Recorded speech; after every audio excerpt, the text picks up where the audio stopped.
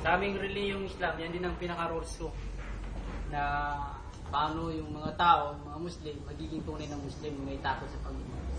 Kasi pag walang takot sa kanila, sa puso nila, eh wala namang makakapigil sa tao kundi yung takot sa Panginoon. Yung mga takot ka rin sa batas. Pag wala yung batas, hindi ka gagawin ng kalukuhan, di ba?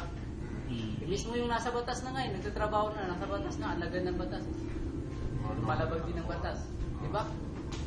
Kasi wala sa kanila yung takot sa Panginoon. Kung may takot ka sa Panginoon, kahit saan ka man, nasa batas ka, o nasa civilian ka, o nasa politika ka, kahit ano ka, talagang wala kang magiging mabuti ka sa lahat. Kasi yung ginakatakot ng Panginoon na magkikita ka niya kahit saan ka. Kahit hindi Muslim? Oo. Meron naman mga tao na naniniwala sa Panginoon na kahit hindi Muslim. Ang kaibahan lang mangyari sa kabilang buhay, pag maniwala ka sa hindi to, ng ibang Panginoon, tulad ng Kristo, ika nga, sa amin kasi Kristo ay pinaniniwalaan niya siya at pinamanan niya siya. Pero hindi bilang Panginoon, kundi bilang isang sugo ng Panginoon. Isa sa mga propeta. Yun ang paniniwala namin.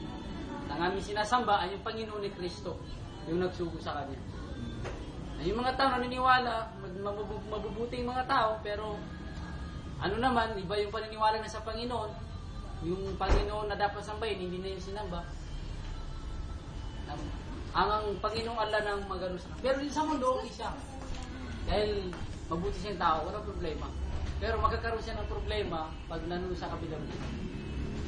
Dahil sisingilin siya ng Panginoong Allah. Bakit mo sinamba sa Kristo na isuko lang yan? Tatanungin mo sa Kristo, bakit Kristo? Sinabi mo ba? Nasambahin ka nila. Sabi ni Kristo, wala akong sinabi na sambahin niyo ako. Hindi ko sinabi sa mga tao na sambahin niyo ako dahil ako ay sugo Panginoon. Sinabi ko sa mga tao ay ako ay sugo ng Panginoon. Hindi nagsugo sa akin.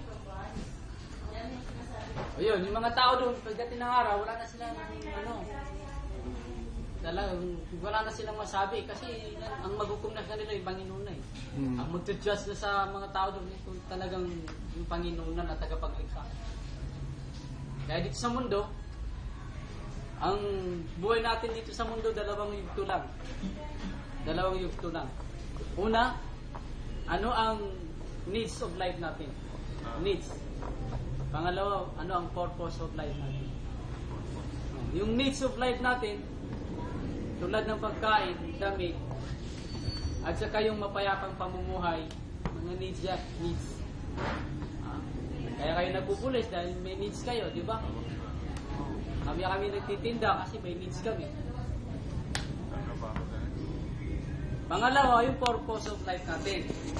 Anong purpose of life natin? Kasi hindi lang naman dito yung buhay natin. May darating sa ating kamatayan. Tapos, mayroon tayong buhay na pagkabuhay na muli sa kabilang buhay.